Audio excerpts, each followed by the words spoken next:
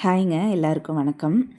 ரொம்ப நாளுக்கு அப்புறம் வீடியோ போடுறேன். ரொம்ப நாளைக்கு முன்னாடி செஞ்ச கேக்கை ஒர்க் ஷெட்யூல்லாம் ரொம்ப டைட்டானதுனால கண்டினியூஸாக வீடியோஸ் போஸ்ட் பண்ண முடியல. இனிமேல் முடிஞ்ச வரைக்கும் கண்டினியூஸாக போஸ்ட் பண்ணிடுறேன்.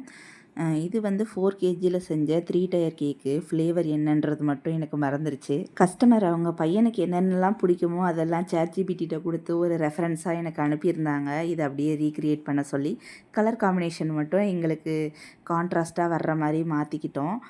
மற்றபடி அவங்க கொடுத்த அனிமல்ஸு எல்லா ஃபிகரிங்ஸும் வச்சாச்சு. அவங்க ரெஃபரன்ஸுக்கு கொடுத்த இமேஜ் இருந்துச்சு அப்படின்னா சைடில் ஆட் பண்ணுறேன், பார்த்துக்கோங்க.